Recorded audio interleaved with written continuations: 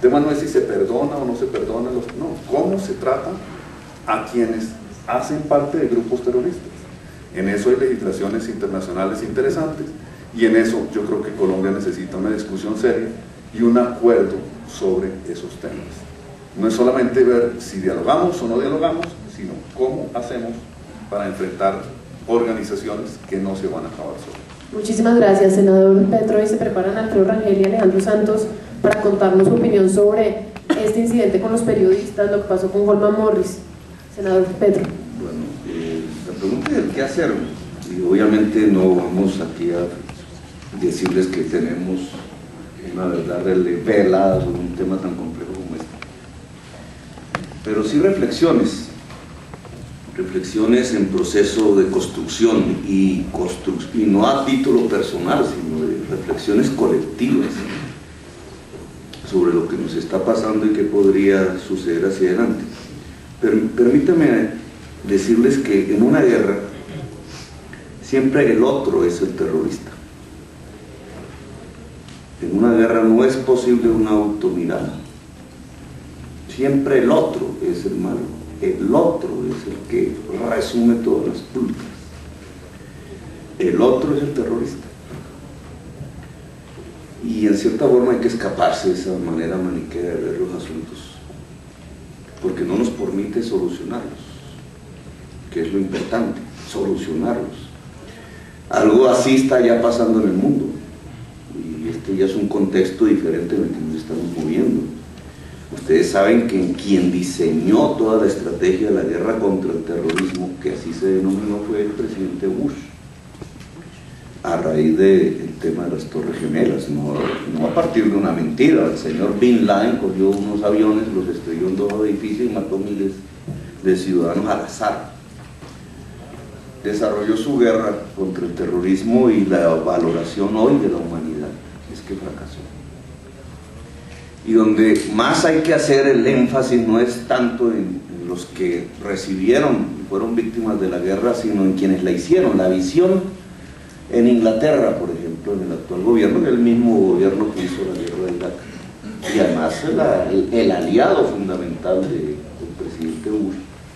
Cuando ustedes van y escuchan los análisis de lo que llamamos nosotros el ministro de Defensa allá en el gobierno del señor Brown, evaluando con su sociedad el papel de Inglaterra en la guerra contra el terrorismo, el señor Brown dice: es indudable que el terrorismo tiene un fundamento político, y que si eso se desconoce no se soluciona el tema del terrorismo. Y está hablando respecto al integrismo musulmán, a Al-Qaeda. Y no es porque el señor Bin Laden en sí mismo sea un líder político, o que la estructura de Al-Qaeda sea una estructura política, sino que Al-Qaeda crece, se desarrolla, logra la potencialidad que logró gracias a una serie de conflictos de tipo político no resueltos en el mundo musulmán y en su relación con el mundo de los Estados Unidos. Digamos, la reflexión del gobierno de Brown es clave si la trajéramos a nuestra propia reflexión, porque nosotros nos metimos en la guerra contra el terrorismo sin valorarla hoy. Y me lleva a pensar en lo siguiente: bueno, ¿y dónde está la base política del conflicto colombiano? Si el gobierno de Brown tiene razón, entonces, si eso es para el mundo, si eso es para Al-Qaeda, si eso es para quienes hacen la guerra en Irak hoy, entonces, ¿cómo es para el lado colombiano? Y yo me atrevo a retomar las palabras de Alan Jara, que es la base de la discusión dentro del pueblo democrático hoy. Democracia y paz están indisolublemente ligados. Y antidemocracia y violencia están indisolublemente ligados. Son las dos caras de la misma moneda. O en otras palabras, las frases de Alan Jara: me pareciera que la FARC quieren a Uribe. A Uribe, que fue lo que dijo Alan Jara, que no a Uribe como persona, sino un tercer mandato de Uribe. Y viceversa, pareciera que Uribe quiere la guerra. porque gana en la guerra. Son las dos caras de una misma moneda. Los valores antidemocráticos de la sociedad colombiana, porque es que Uribe no ha impuesto su programa sobre la sociedad colombiana, sino que la mayoría de la sociedad colombiana quiere ese programa. Pues un programa de destrucción de valores democráticos va emparejado con la violencia. Y las FARC ganan en ese escenario. Ganan dos en ese escenario. Por tanto, lo que hay es que abrir un tercer escenario. Abrirlo.